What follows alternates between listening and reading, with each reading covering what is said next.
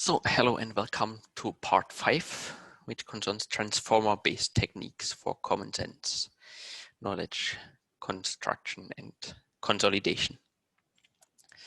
So pre-trained language models, in particular models like BERT, ELMO, GPT, and others are a major recent trend in natural language processing. They are based on deep neural networks, typically transformer networks, which are trained to fill gaps in text corpora or predict next sentences. These models have a huge set of parameters and are trained on huge text corpora, typically web crawls, in an unsupervised manner. So one just takes existing text corpora, randomly masks some words, and then lets the model predict them again. So training data is automatically generated. And these models are able to generate quite plausible looking continuations for given input. And these continuations encode even basic linguistic and to some degree world knowledge that benefits various downstream tasks. In particular, a way how they're often used is taking these existing pre-trained language models as a component, fine-tuning them on supervised data for a specific task, and so that they are better tailored to the final task. And the question is, can we also use them to generate or rank common sense knowledge?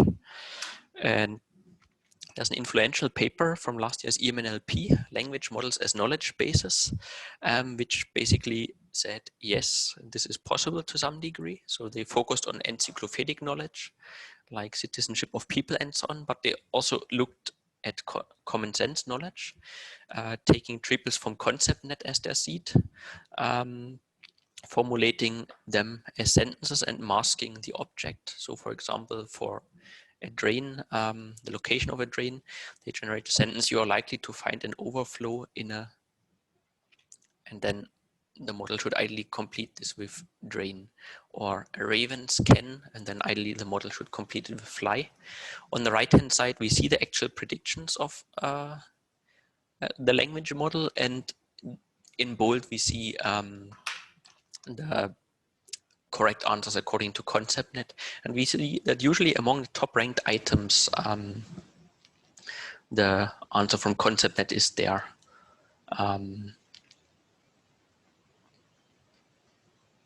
Although yeah, the results don't look bad, but if you take a closer look at the data, we'll see that the vocabulary is limited, so these models can only predict what they have seen sufficiently often. They can't really predict long-tail knowledge, which is especially an issue for encyclopedic knowledge. But they can also predict a single token only. It's non-trivial to have them generate several tokens.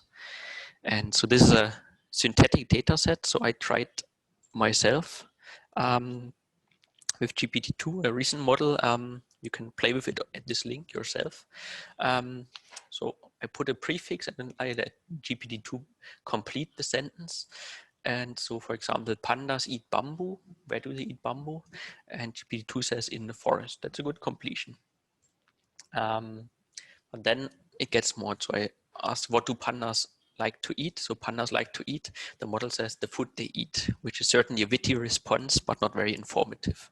Or lions like to eat meat, but they are not carnivores, which totally doesn't make any sense. The meat is good, but then how can they not be carnivores? Rabbits like to eat.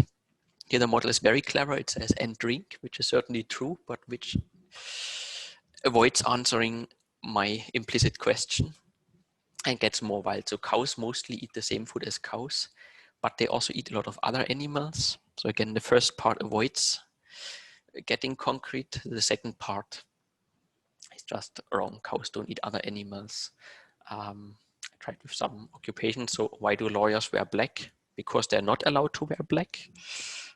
Lawyers get fired because they don't have the right to sue. So these models just fabulate terms from the domain without making sense. There's a follow-up paper to the 2019 paper saying that if you add relevant context before your question, the predictions will even get better. So how context affects language models' factual predictions. AKPC 2020, best paper actually there. So if I just ask the plain question, what do lynx eat? The model says they are not very good at eating, which doesn't answer the question. If I add some more context about lynx beforehand, that they are medium-sized carnivores of the northern hemisphere, it gets more topical. So what do lynx eat? Now it says they eat a variety of plants, including the leaves of the red-tailed deer, repeated 3 times, which is certainly more topical, okay. But they don't eat a variety of plants, so it's still plainly wrong. If I say lynx live in the forest, it gets forest is the context. Then it says they eat the leaves of the trees. That's not any better in terms of truth, but it gets my context. And if I give the right answers as context, lynx eat deer, lynx eat bird, lynx eat snowshoe hare, then the language model just grabs one of the suggestions from the input and says lynx eat deer. So yeah, this is actually an encouraging result because it says we may synthesize the abilities of these language models and relevant context from an information retrieval system. So as to let the language model choose what is relevant, which is similar to answer span prediction. But these language models can synthesize in principle content more than just selecting the answer span lynx eat deer, as we see here. Here's a more conservative approach. So language models for knowledge graphs, ISWC 2020, a very recent paper, improving common sense knowledge graphs with language models. So what the authors do here, so they take existing statements, like a word is related to God, word is related to language, write these down as a sentence, a word is related to a God, a word is related to a language, and let the language model score the likelihood of these sentences, which is called the sentence perplexity. And then they use the sentence perplexity to reweigh the statements in the original knowledge base. They do that especially on ConceptNet, which has a problem with ranking because most statements have the same rank since they were given by just one worker. And so there it is quite helpful to do a better ranking of statements. However, beyond this simple scoring, so what can pre-trained language models really do? There are some interesting papers that probe their knowledge. For example, probing neural language models for human tacit assumptions. So they ask, everyone knows that a bear has, and then that the language model completed. And says, yeah, fur is good, paws and cups is good. And what a human proposes, whereas the language model here goes wild. So it says teeth, correct, claws, correct, eyes and ears. Well, almost every animal has these. Horns is definitely wrong. So a language model doesn't quite get handle on the salient ones. There's no fur here. There are no cups here. There are no paws here. Another interesting work, the Olympics, on what language model pre-training captures. They're testing various things, whether language models can detect negation, whether language models understand the degree of truth of statements, so, which is especially relevant for common sense.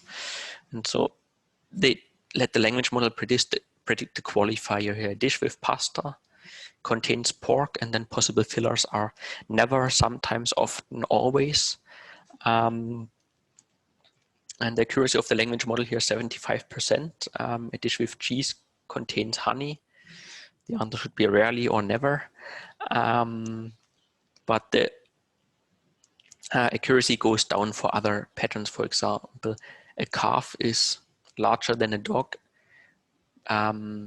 This is often the case. But the language model may be distracted by sometimes.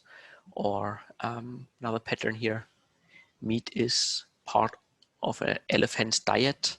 The correct answer should be never. The language model chooses sometimes. And so overall, the authors find the accuracy of the language models isn't particularly high. And they hypothesize that reason is that what is not true is not stated in text, so language models don't see enough qualifiers. Another recent work is Commonsense transformers for automatic knowledge graph construction. So they are interested in generating new statements. They have a creative way of combining language models and common sense data from existing common sense knowledge graphs to predict new statements.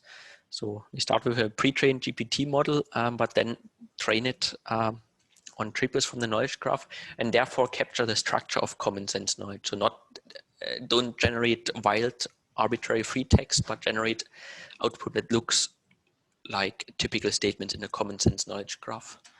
And so here's an example. This is my input. Person X receives a paper rejection. This is an event. Researchers certainly know that, but that's not in the initial atomic common sense graph. And they can predict quite reasonable preconditions and effects of that event. So what is the cause of that? Well, that's not so good. The cause for rejection is because a paper is not good enough, but they're not predicting that, or because the reviewers are not nice. Before person X needed to submit the paper, that's certainly true. Go to a library is also not a typical thing, but the emotions are certainly good matching. So disappointed, sad, upset, depressed. We can certainly relate to that. Also, what does person X want to do after that? Cry, get a new job. Yeah, it's not so bad. On the other hand, here are predictions for the concept net knowledge graph, and here it's much more wild. So for rabbit, where are rabbits located? It says a rabbit hutch. Forest, that's good. A comic, not so sure. Forest and forest with R, single R and double R. Not sure what's going on there. What do rabbits desire? They want food, yes. Nuts, maybe. Cheese. I wasn't aware of. Meat would surprise me a lot. And what are rabbits made of? That's my favorite. They're made of animal, yes, but they are made of possum and chicken. I'm not sure what's going on there. So in summary, these pre-trained language models come with a considerable set of statistical language knowledge, and we can apply this to some extent to predict common sense knowledge. So the Llama probe from the 2019 EMNLP paper highlights that. The AQBC 2020 paper shows that relevant textual context can help to get even more accurate predictions. At the same time, systematic probes indicate that they struggle with deeper semantics. So the degree of truth or the negation, they're usually not aware of. And we can fine-tune these pre-trained language models on existing CSK collections for better performance. That's what COMET shows us. Thank you.